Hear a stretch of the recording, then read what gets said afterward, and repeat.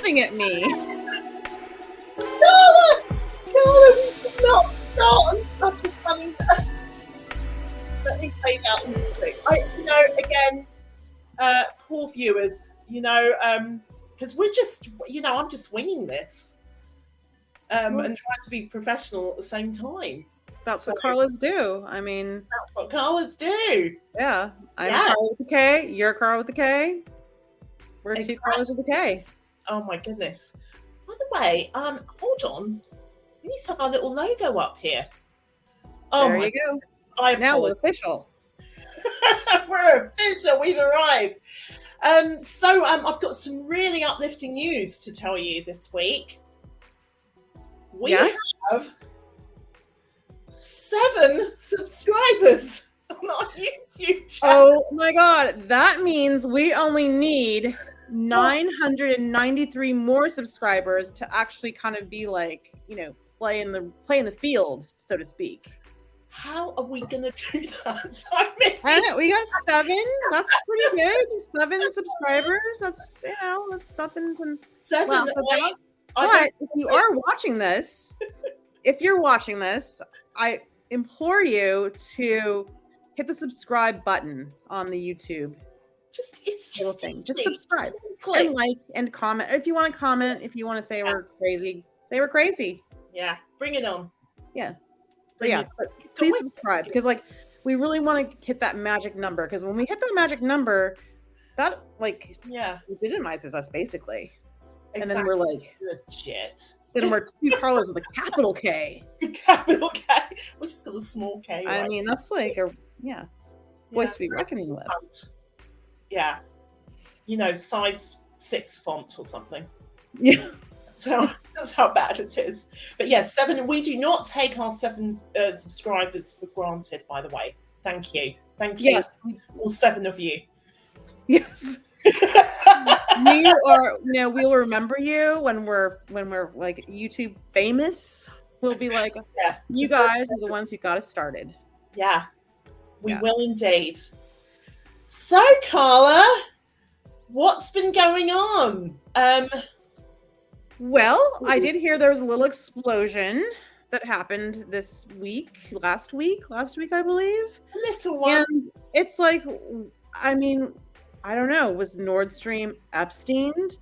I love this little tweet I found.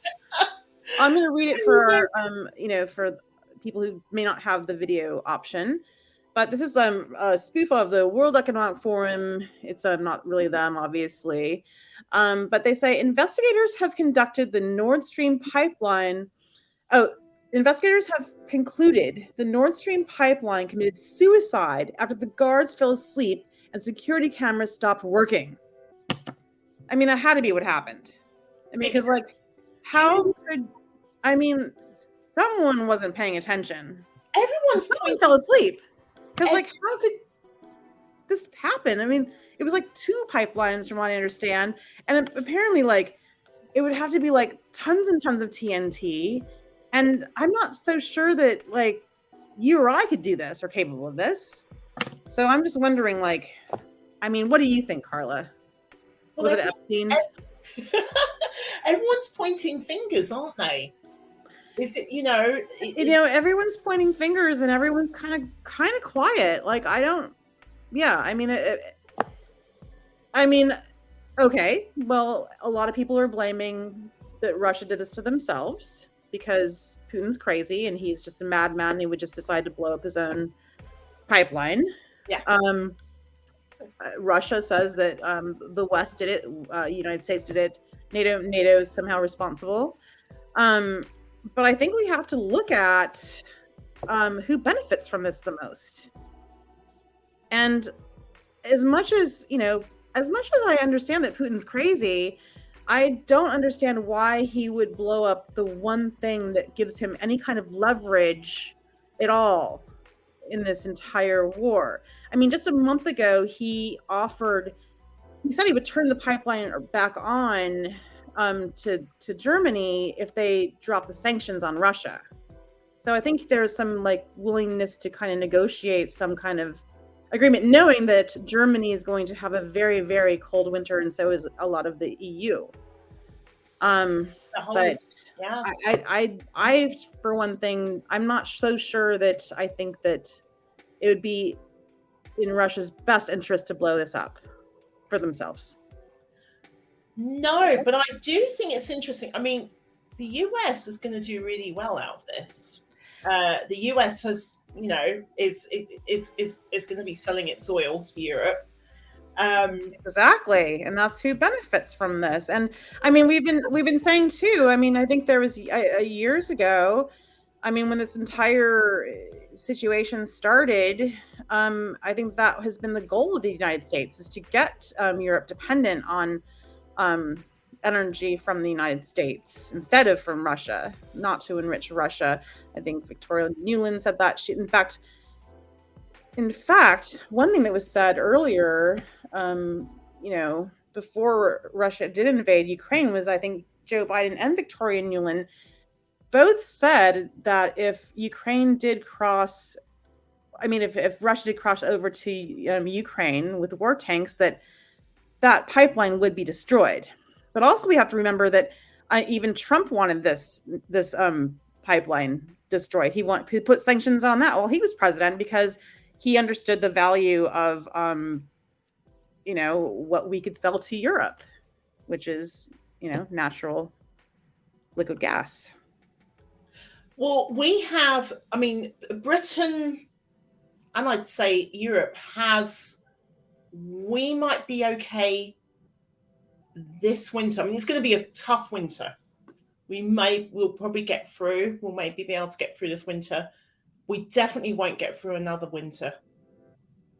So we need to think about some alternatives, what we're going to do.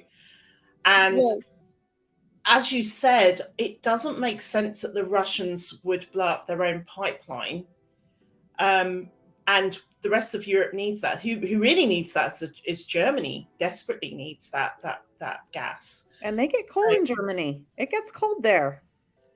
It's in there in wintertime. It's cold. Yeah, and of course, like everyone's economy in Europe, it's not like we're not doing well. The whole of Europe is not doing well, and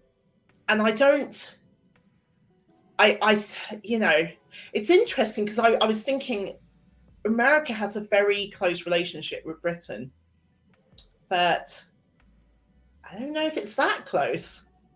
It's not like America's going to come to the aid of Britain and say, "Oh, here's some gas," or you're pretty much on your own. As you said last week, I mean, the US has basically sent $35 billion worth of ammunition to the Ukraine. I think it's getting closer to like 60 or 70 billion at this point. I mean, we just sent another $12.5 billion this past week. I mean, alone. And again, there's always money for war, but we can't feed our poor here. And as we know, things are exploding. Well, did you know? I mean, America is actually $31 trillion in debt. We're in debt. America's in debt. It's basically, and I did a Google search of basically I was interested to see basically the poverty levels in the world and how the poverty ratio was in the most developed countries. And interestingly enough, what came up was how many countries America is in debt to. And of course, China, America owes China money. I'm trying to think who else. The UK, they owe money to. I can't remember now who else.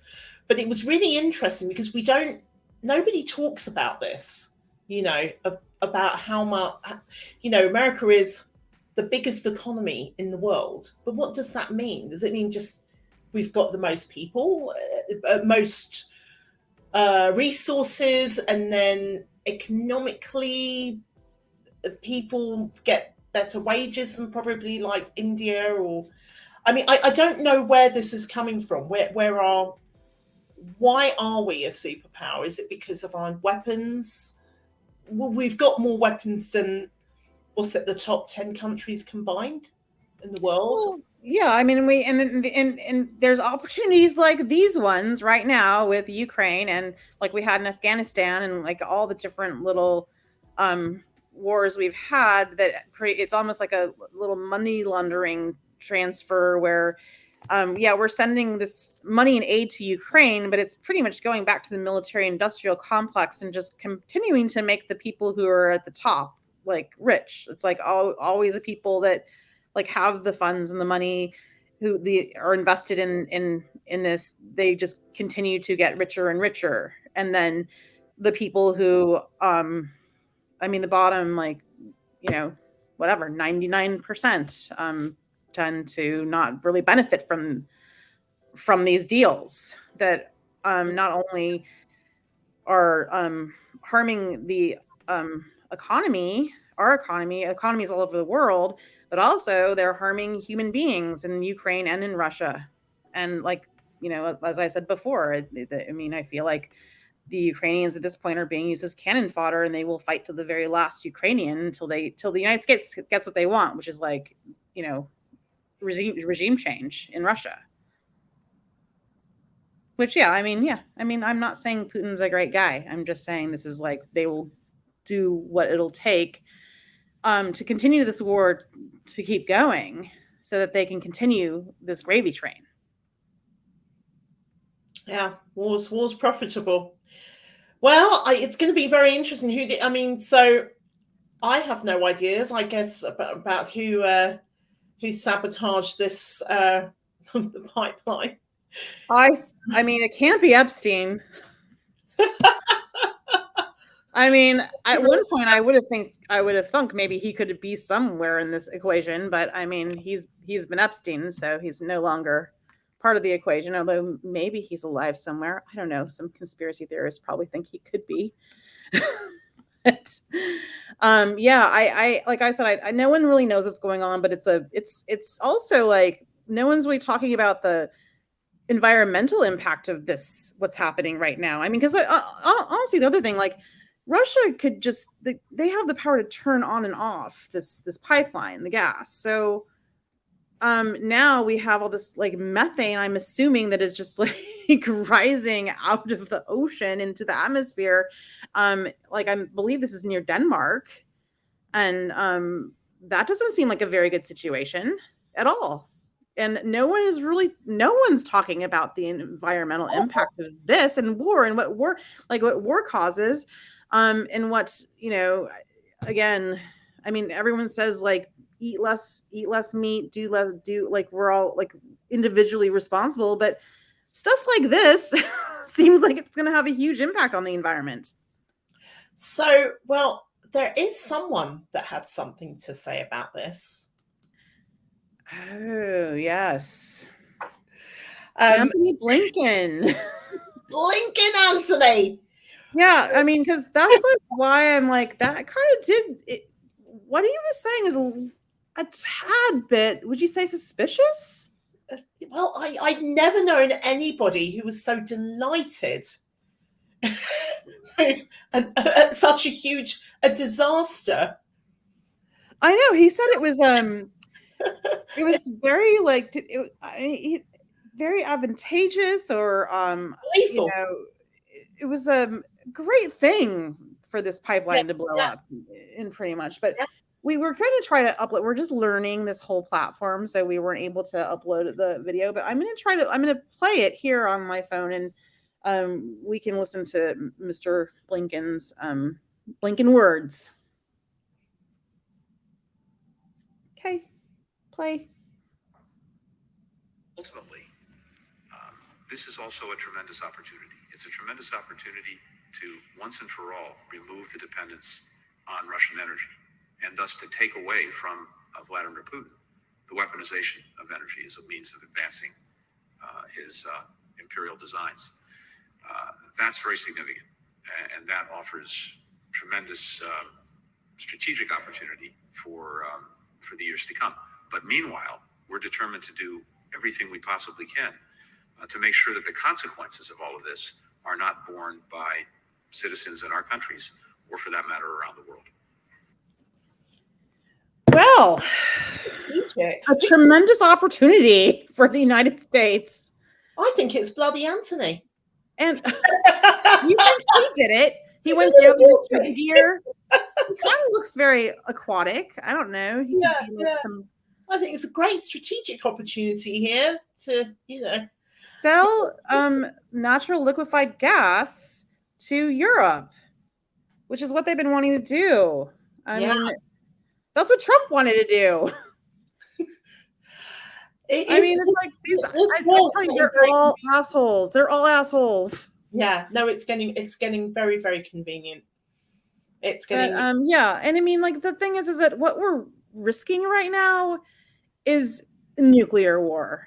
And when we keep we're pressing the crazy, everyone says the crazy man's crazy, Putin's crazy, he's got nuclear weapons, like, we don't know what he's going to do, and then yet, like, we keep, like, that's to me, that would seem, if the United States had anything to do with this, I'm not saying that they did, but if they did, this seems like, I don't know, like poking the bear a little bit. Yeah. I mean, that would seem like a reason to, if you're going to set off the crazy man to, like, set off nuclear weapons, this would seem like it'd be pushing that in the same direction. Well, meanwhile, our boyfriend in North Korea, or not our boyfriend, our crazy ex-boyfriend, has been using the Japanese waters as target practice for his bloody nuclear weapons, isn't he?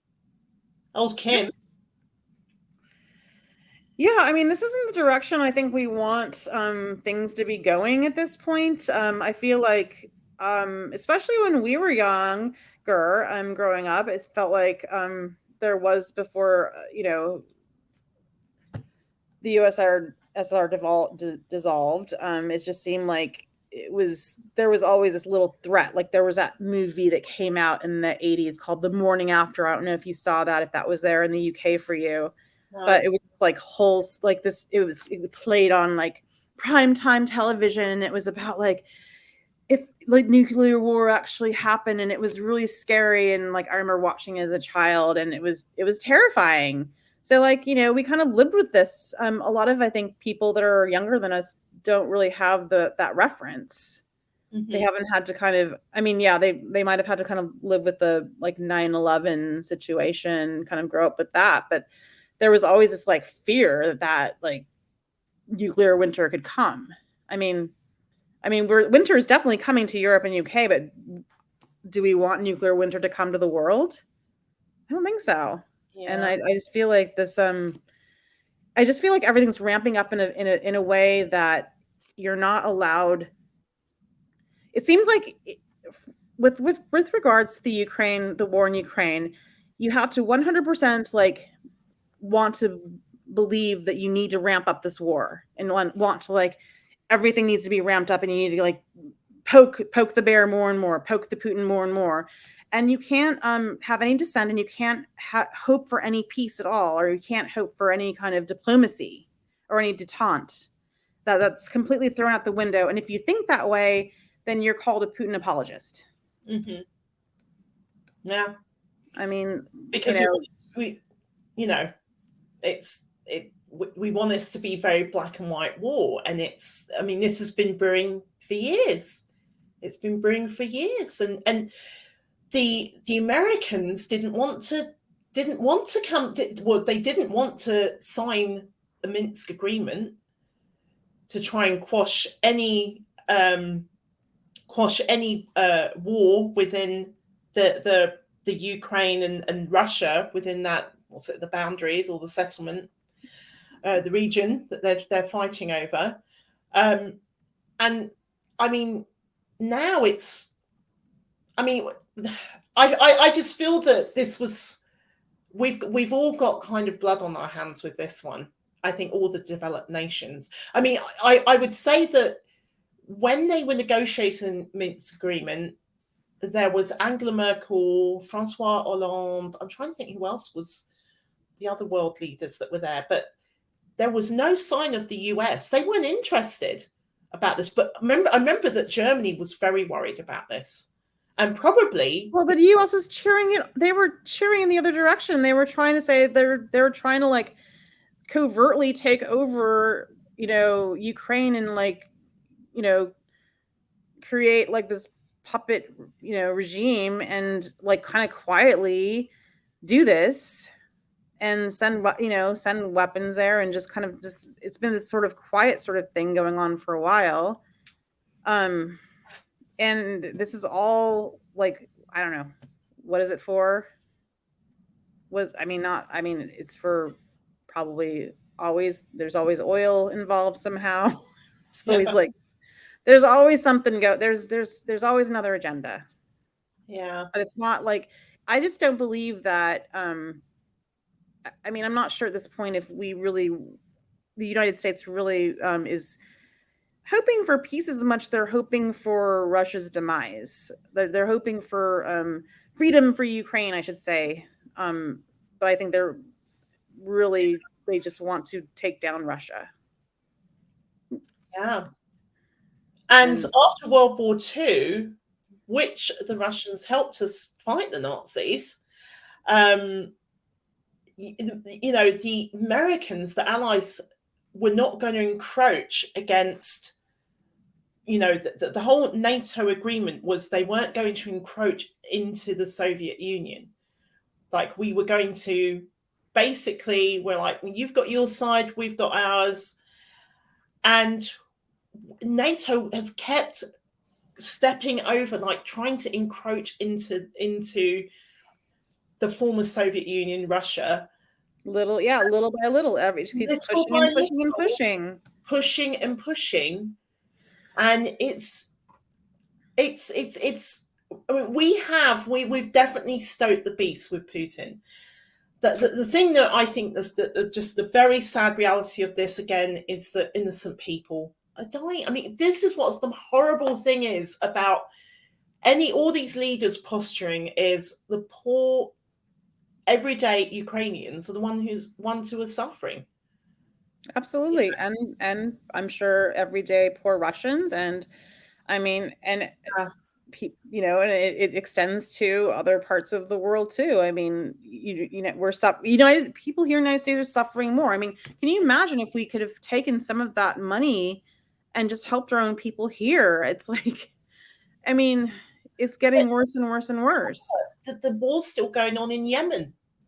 Yeah, I don't see any little Yemeni flags on their profiles. You don't, and it's the worst humanitarian crisis of our time, and no one's talking about it because no one wants to, because the Yemenis do not look like well, they don't look. They have blue eyes and blonde hair, And I think there's just definitely there's been a lot of it's just very funny, like the way the media has dealt with this war in Ukraine. Like, you're not allowed to dissent on it at all. Like, I've known other YouTubers to get like deplatformed or demonetized or by having any other views, or they have to be very careful. We got to be very careful about what you say. It's almost like, it's like the Iraq war before, but I feel like it's worse. It's worse because I feel like that at that point, I think that social media is making it worse. Yeah. We didn't have much of that back then, but now we have this big tech sort of monitoring us and they're now kind of like, working with our government to send out the right messages. And like before, you could say there's no weapons of mass destruction and be claimed, people could think you're a crazy leftist, but now it feels like this is almost a bipartisan sort of issue, like almost, both sides is kind of thinking on the same lines, and no one's dissenting, or no one's questioning, or no one's, and also, do we get a vote? Do we as Americans get to vote on if we want to be sending all this money somewhere? Like, how is this happening? I mean, that's a lot of money. It's a lot of money. I mean, like, how come all of us, and even our most progressive politicians that have been anti-war are voting for all this? It's just not, it seems nuts to me. Yeah. I mean, like, you would think that Bernie Sanders and the Squad and Ro Khanna, who actually, Ro Khanna used to be against, you know, what was going on in Ukraine and what was, you know, the Azov battalion and how they were carrying on over there. And even the mainstream media was too. Like, even I think it was like 3 years ago, New York Times was coming out with articles about the Azov battalion and how they were neo-Nazis. And now they're like completely like not allowed to talk about that anymore. Well, and they've changed directions, and you can't say that that's how now they're like, oh, they're not really neo-Nazis. Because the right are talking about it. It's become some sort of conspiracy theory, or it's been weaponized by culture war. Yeah, it's become a culture war. Weaponized by the Republican Party. It has been. They hate it. The irony. I mean, both the Democrats and the Republicans. The hypocrisy. The Republicans hated Russia, and then Trump came along, and all of a sudden we all love Russia. And now, Fox is all of a sudden it's like, oh, the Russians are fighting against Nazism, and it's like, I don't know. Yeah, it's completely backwards. Like, everything's like so crazy backwards. It's like the roles have completely been reversed. It's like it used to be, like the Republicans were like the Cold War Red Scare people, and now it's completely like opposite. And I don't think either side really believes in what they're saying. I think they just want to be right, and they want to be against the other person. They have an agenda, and that's it. But they don't really believe, and nobody, as we said, not the right or the left, really understand what is going on in the Ukraine. No one wants to know. And to be honest, I mean, look, I don't know everything. I mean, we don't know because we may not be getting all the information. Like, we're getting like bits and pieces here and there. I'm not. And I think that most people too are getting like what's getting fed to them through the mainstream media, which is like, one set of what's going on. Mm-hmm. I mean, I'm trying as much as I can to get all sides of this, and I'm not able to get everything. Well, meanwhile, Afghanistan, no one's talking about it. Yeah, we just left them, and people are starving, and I mean, this is like, I mean, also, I think that this is amping up to be Ukraine. This situation in Ukraine's amping up to be another Afghanistan. Although, how much money did we spend in Afghanistan? I think we've spent almost more I can't remember. It was tiny amount of time compared to what we would spend in like billions. It was so like it made me almost vomit how much money we spent. Yeah, well, that's kind of what we're doing right here, and I just like, when can it stop? When can we? I mean, I just wish that there was a solid, at least like a solid position on the left. Because I'm not quite sure I believe the right if they actually, I almost feel like they're just saying no because they wanted to be in opposition. Yes, absolutely. I think what's left of the Republican Party is it's the Mad Hatter's Tea Party. It's right. Although wasn't Ron Paul was against the war. He was one of the. I mean, he's always been pretty consistent and on that level. And I think Rand Paul too. Or the libertarians tend to be against war. Yeah. But at least there's that consistency there. But yeah, it's nuts. I just wish that there was. I mean, at least in Iraq, I remember there was some dissent, especially on the left. Well, there was protests. The thing about Iraq is that we sent kids, we sent troops over. People lost their lives over that war, over a lie. And that's what I think is just really sad. And if I really hope it doesn't come to that. I mean, I'm going to be And right now, what we're doing is like what, like I think it's what Victoria Nuland, who was it? No, was it Chuck Schumer? No, who was it? Someone said, "Oh, we want to fight Russia. We don't want to fight Russia over here. We want to fight Russia over there." And like that's exactly what we're doing. We're not really at this point sacrificing our own people, but we're sacrificing the Ukrainian people. They're losing lots of people. I mean, yeah, Russia's losing people too, but I mean, I feel like, is this going to stop when we've like till the last Ukrainian, like they have the last Ukrainian is like bled to death? I mean, that's the only difference. It's like the United States is trying to be a little smarter about it. Like they don't want to send their own people over here, but they're just going to like bleed out the Ukrainians. We'll just give you some weapons to fight the Russians. Yeah, and if without those weapons too, it's like I think that Ukraine would not, I mean, without all the entire help that they've gotten, I mean, there's no way they could have stood up to Russia without all of the weapons, like all the billions and billions of dollars of weapons. Well, the scary thing is, I mean, think about World War II and how many Russians, I mean, they lost their lives in the war and they basically won the war for us, really, at the very end. It's the Russians that. Well, and I think like Obama didn't even want to send in like all these weapons. Trump actually ended up sending in the weapons to Ukraine, even though he was deemed a Putin puppet.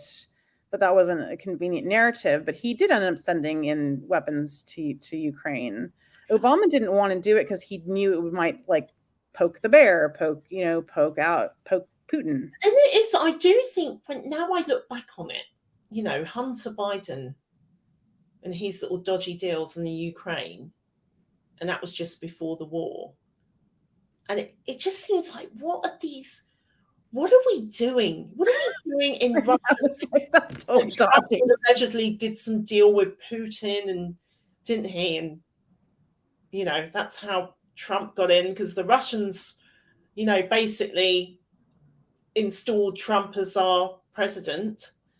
And, wait, what are you saying?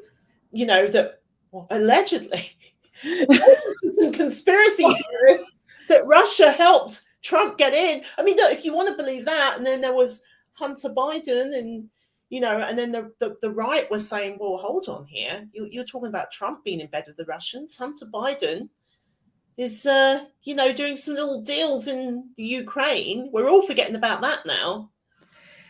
And that was actually kind of like, that's more legit. Like that was actually happening. I mean, because Biden at the time was vice president. He was sort of in charge of Ukraine and the goings-ons there. So, I mean, that just seems. It just seems odd, doesn't it? It seems odd that the left are like, we're using the Ukraine, and the right are using Russia. Like, what is going on? And why are we there? What business do we have?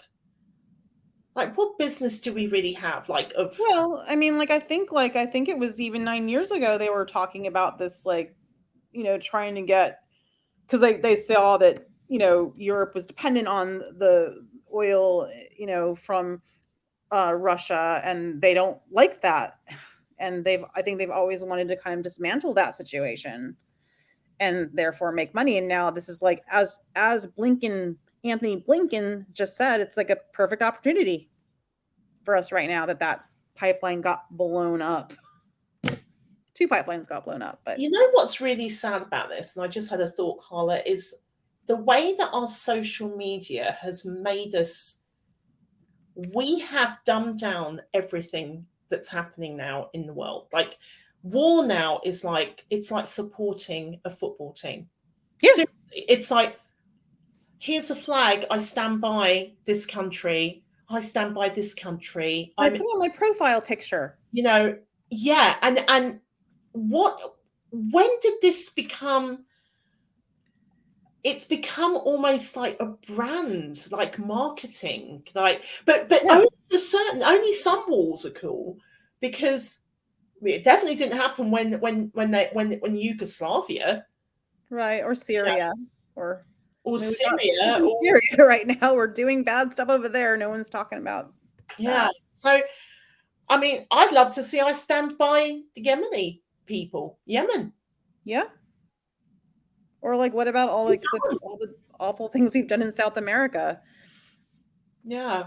I mean, I yeah, it is odd. It's I think you got a very good point there about this sort of like team mentality and how social media kind of it dumbs it down, and it also makes it like less realistic as far as what could actually escalate to. It's like people think it's a video game and we're all going to come out and it's all going to, or it's a movie and it's all going to be okay in the end. We're all desensitized. Yeah, Yeah. but it's like, no, this is serious, and I personally would not like this to escalate any longer, and I would like to see some sort of, and like I said, there like I think I mentioned the last time, there was supposedly supposed to be some peace agreement between Ukraine and Russia, and the United States sent in Boris Johnson to go on in and tell Zelensky, you're not doing this. Oh, We need this war to go on, because probably they need to make money, and they need this oil they want Europe dependent on our oil.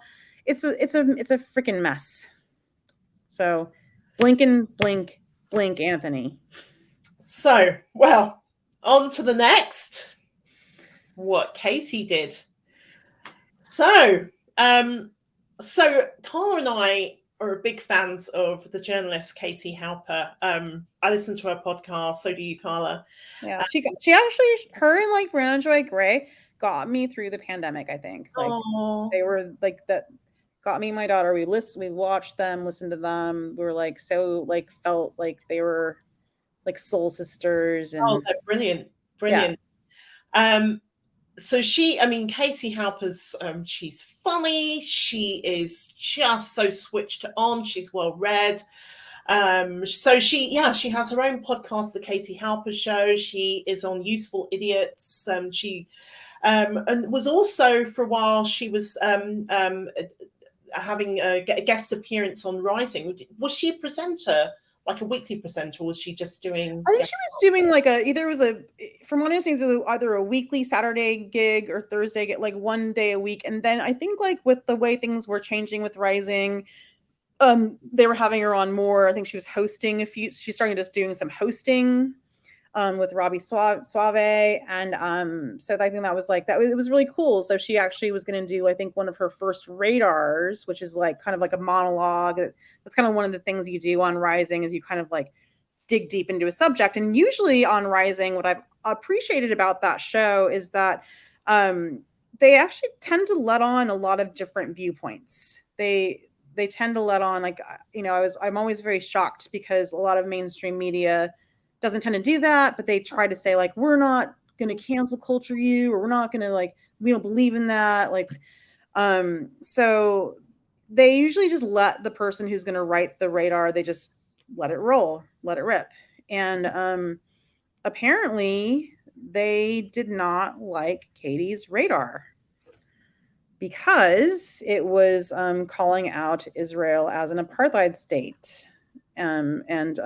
With how, and also about Rashida Tlaib and how she was criticizing liberals for, if they aren't able to understand that point of view or see that like, how can they almost call themselves liberals? Yes. So in a nutshell. And I actually on the Katie Halper podcast, she actually included the monologue she did. So basically it was a monologue about Israel is an apartheid state.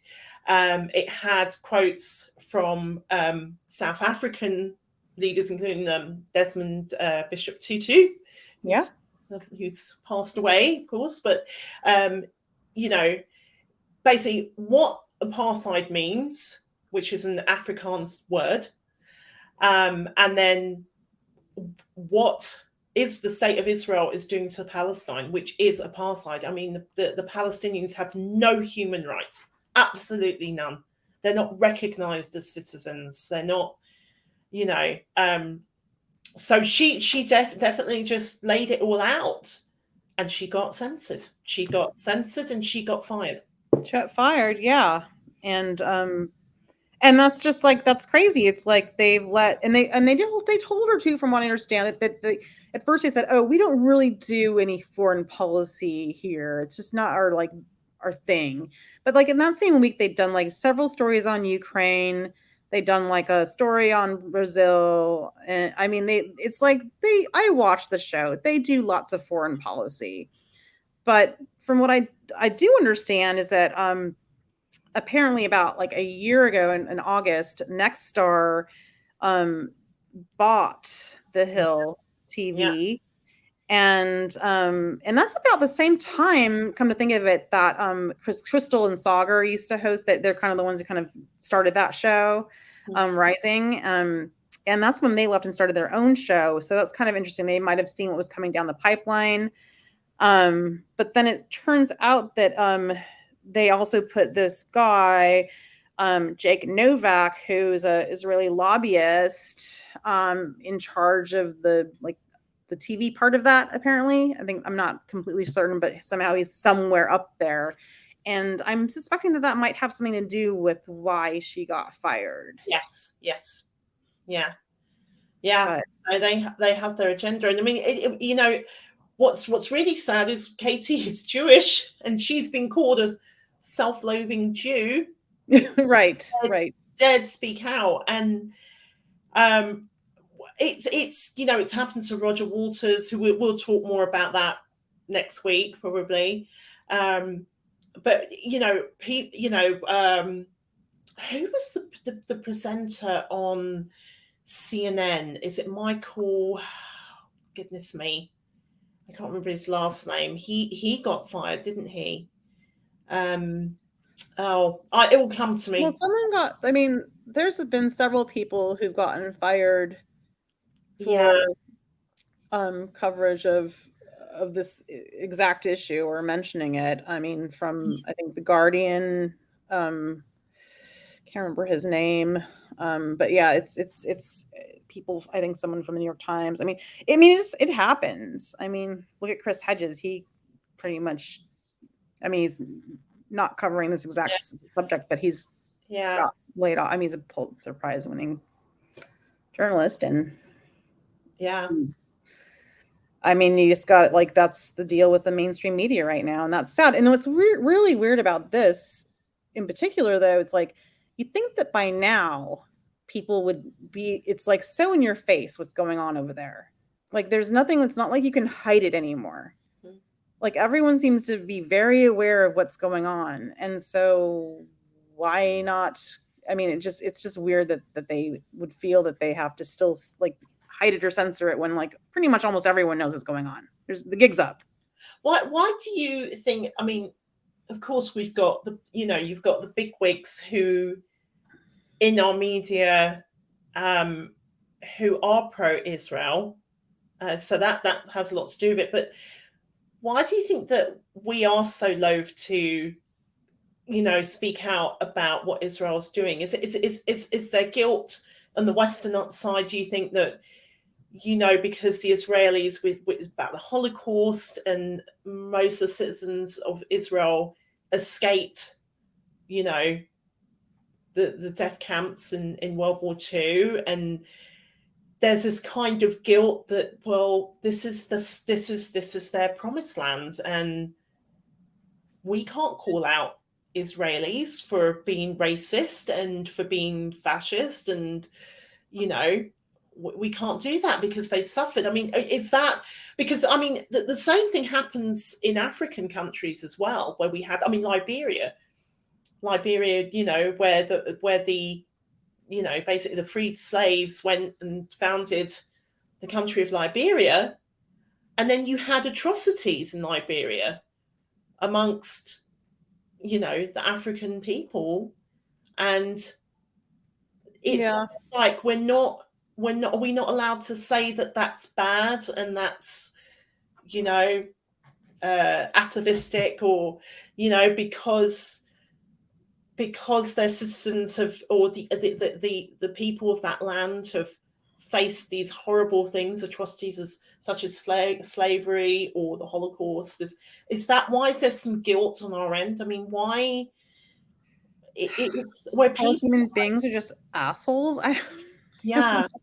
I mean, like they're power hungry, like egotistical. I don't know. I don't know. There's a weird guilt. I mean, you think even about Zimbabwe when Robert Mugabe went and basically got all the white farmers out and, basically banished them and burned their lands, and it's pretty much like, well, okay, you're doing what the whites did to you.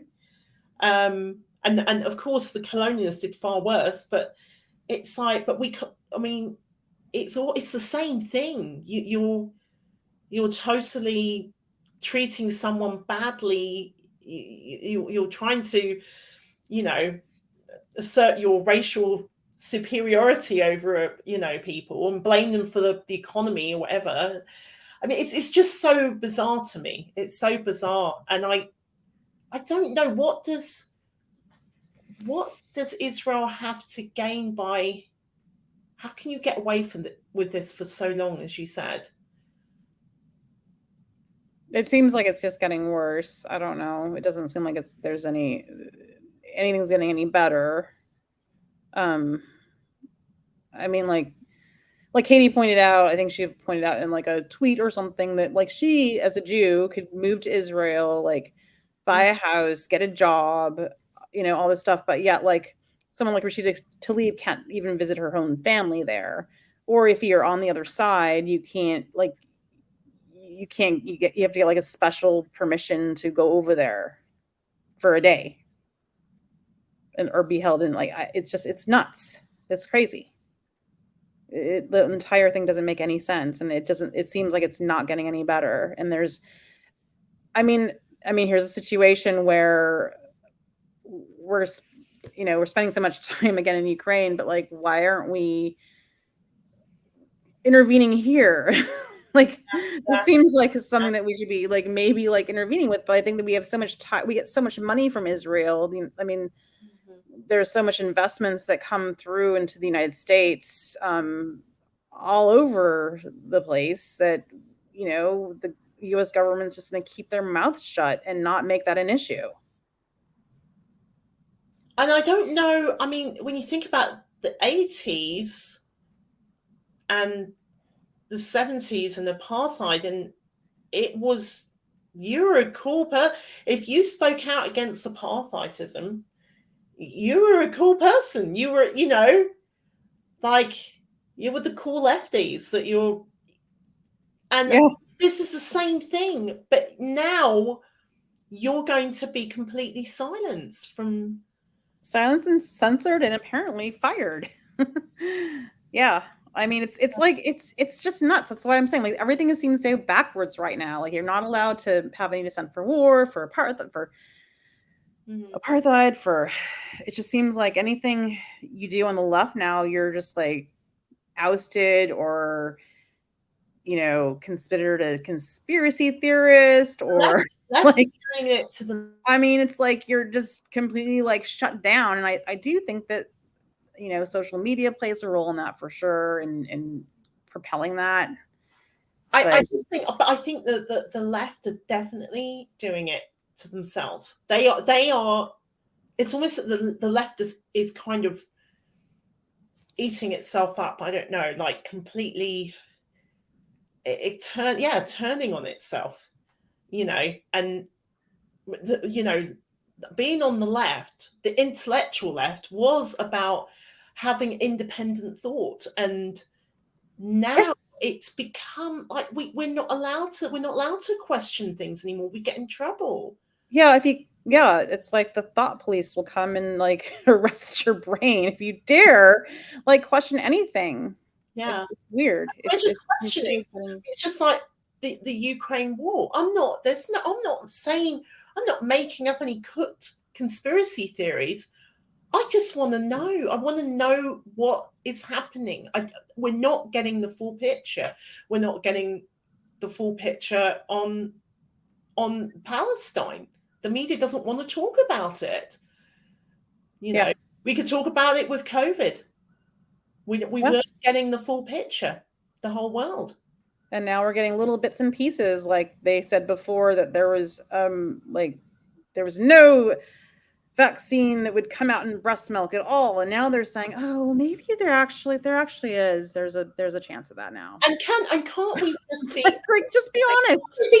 Can't we be humble? And I'd like to be a leader and say, I'm playing this day by day. Like, we made a mistake. How about that? We made a mistake. We thought this was a good idea. Then we thought admit that we're sorry. We made a mistake. But there's no apologies. Yeah. Ever. I mean, there'll never be an apology to Katie. Maybe. Yeah. Oh, well, Katie, we're thinking about you. And maybe if we get more than 7 YouTube subscribers, we can have her on the show. Yeah. I mean, yeah, we'll have to have at least maybe when we get to 700, we'll ask her. Maybe she can help us get us to 1,000. Okay.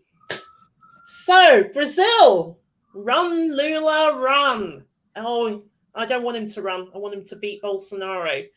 So we wanted him to beat him. We were hoping. I was sitting there texting you, and I was like, oh, he's got to get to 50%, and then he doesn't have to do the runoff. And sadly, I think it was 48.9 or something percent. It was very close. But this is the longest election ever. It's like an English cricket game.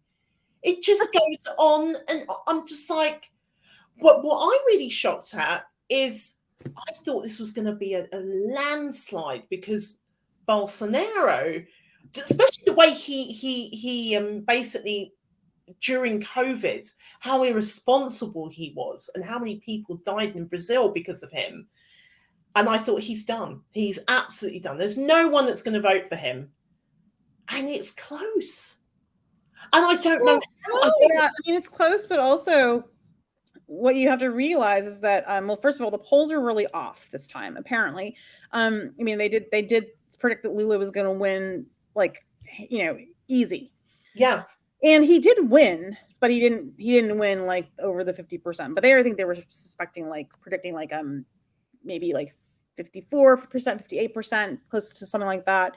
That was about 10 points below. But apparently all the Bolsonarismo is totally alive and well in Brazil. So almost every other election that was ran in Brazil were all won by people from Bolsonaro's party.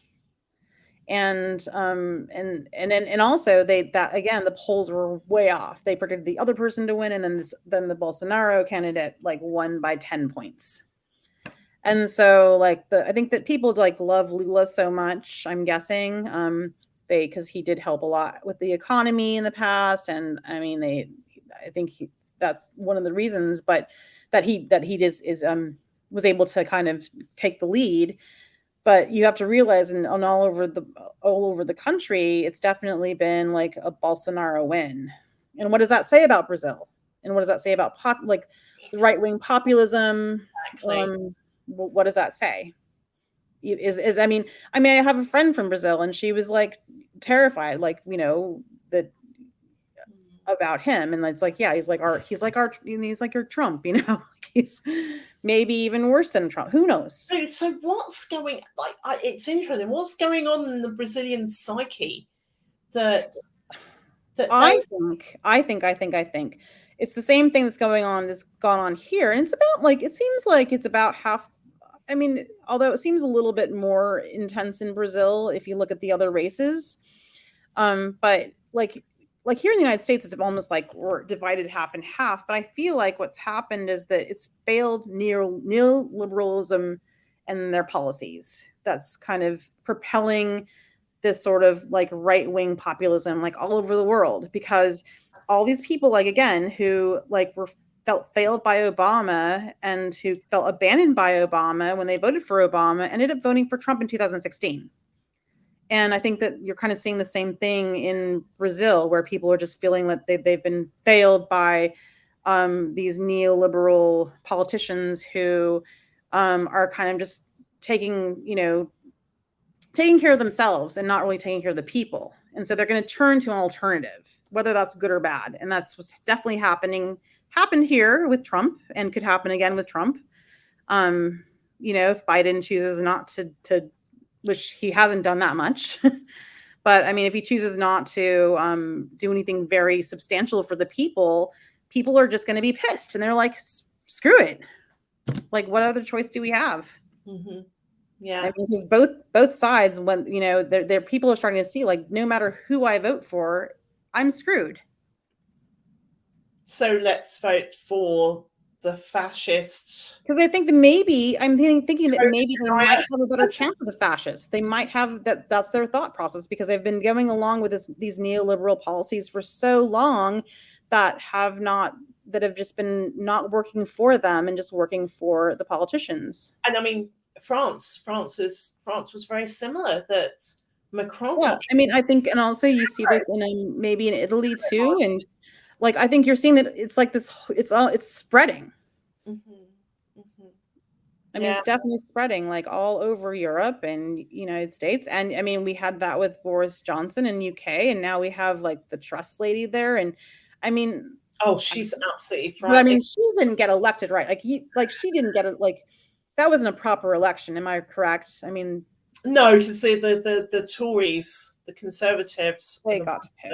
That pick, which in some ways I think it doesn't become a popularity contest. It's more about you're voting for the party and the party's interests. Yeah, I mean, I don't think that the Tory party are going to make it by the next election. Fingers crossed. I mean, if they do, I'd be really disappointed in England. I'd be so disappointed in the Brits. But who knows? Who knows, Karla? It's hard to know. I mean, I think that anything could happen at this point. The way the world is going. I mean, I just at least I think you have more options. Do you have more options in the UK than, I mean, we only have like more parties. Yes, we do, which is probably what they need here. Yeah, definitely need but here. It seems like it might be kind of ruled by the like you're still kind of controlled, not really controlled, but there's just two major parties that seem to keep control. Yeah. It's a shame. It's a shame.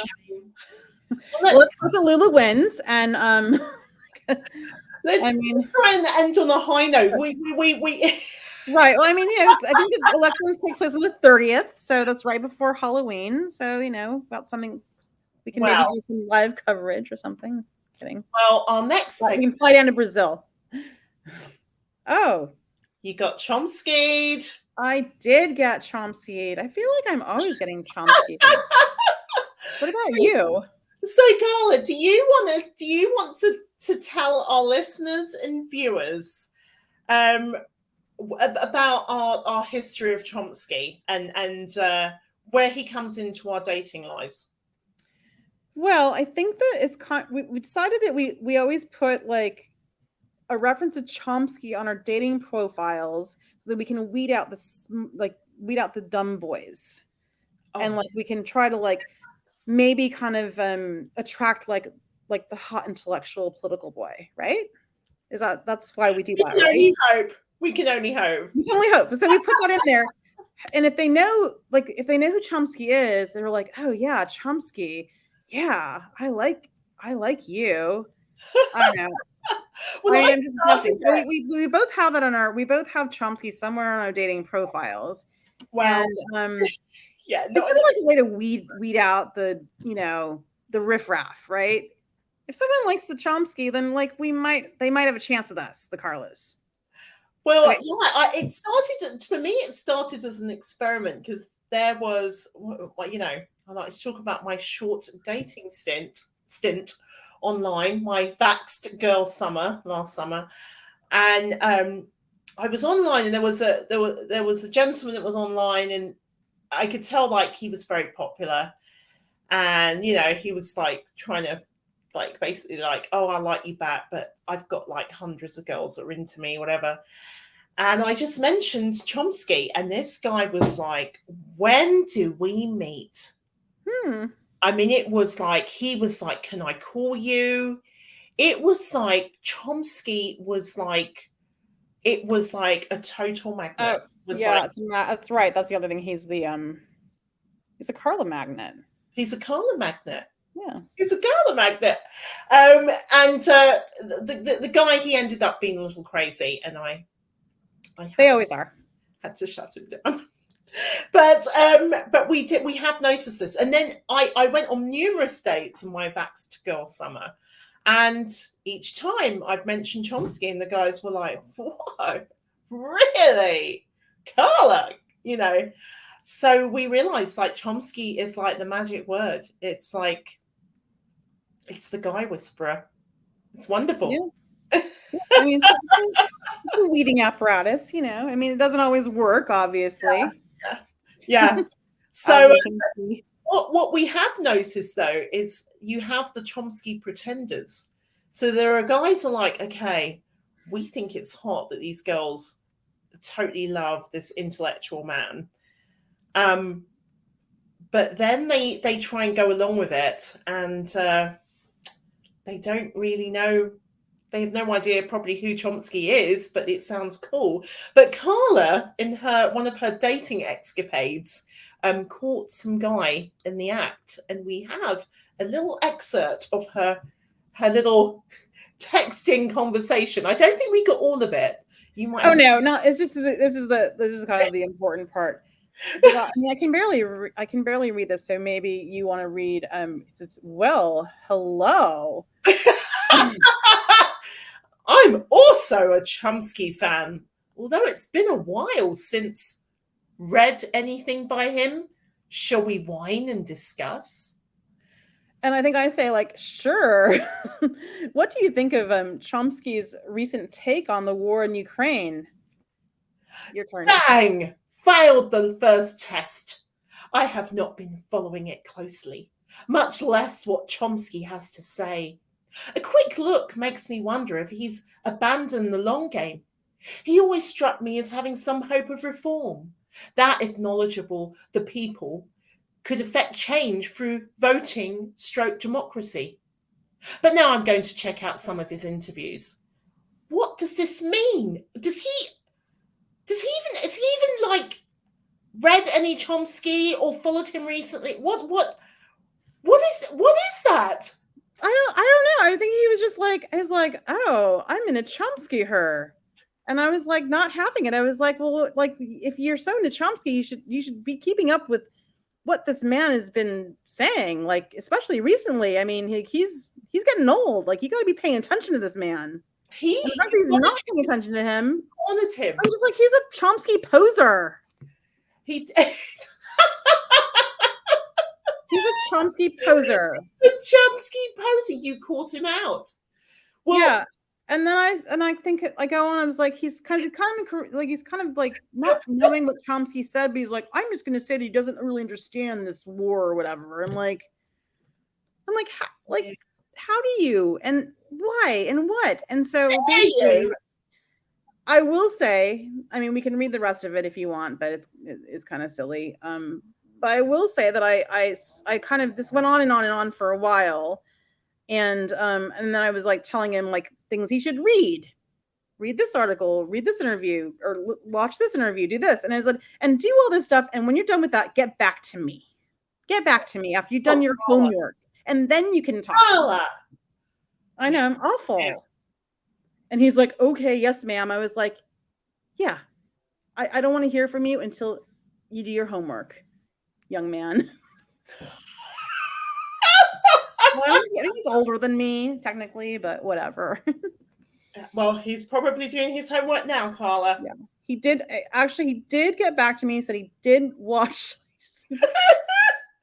And he wants to have a date. I'm like, to discuss. I was like, okay, maybe we'll see. We'll see. That'll be next week's episode. If this phenomenon of Chomsky, it doesn't just stop right there. We've got some video footage that it's not only us that's noticed this. Oh no. Yeah, I mean, I have a book of his. Yeah. Which one? You know how like sometimes you don't finish a book or start it, but you bought it. No, I don't do that. Yeah. What Chomsky talks about is the things that you have to do. So basically, he likes Chomsky, but he's never ever read a book by Chomsky. Well, yeah, exactly. Half these boys have not read the book. They've gotten the book. They have the book in their bookshelf, and they haven't read the fucking book. I'd be impressed if I even dated the guy with a Chomsky book on his shelf. Dude, I mean, I don't even know if people have books anymore. I don't even know. But anyway, to our female viewers, well, actually to all of our viewers and listeners, I'm telling you, Chomsky, just put it in there, slide it in there. You'll be surprised. Yeah, it could. It's definitely not going to hurt. I mean, at least it's going to weed it. Like, if they can't talk intelligently about Chomsky, then it's not going to work. So, to close this wonderful podcast, Karla, do you want to tell everyone what we were up to last weekend? Oh yes, I think I was over at the little brewing pub, and some dude was talking me up, and then Karla just bounces on in and says, "What are your intentions with my friend?" Well, he was. Well, I didn't mind. I'm very happy, Karla. I'm always very happy if you're going to meet some cute guy. Well, I wasn't interested, so that was good. I'm glad you. So anyway, you scared the living daylights or nightlights out of him or whatever, and then I got swooped up and we went to the rumba notes and we danced. And we danced. Oh yeah.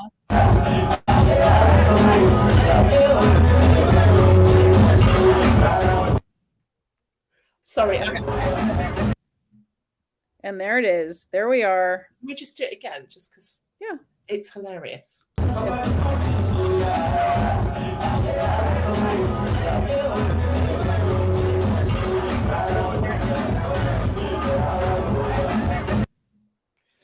Because that's what Karla's do, allegedly. The dance. The Karla's dance. And now we dance. This is the part of the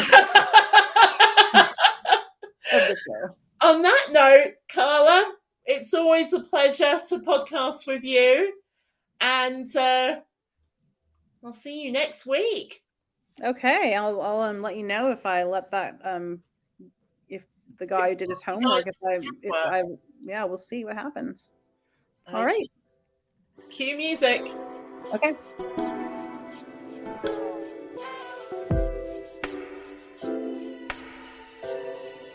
Need a fade.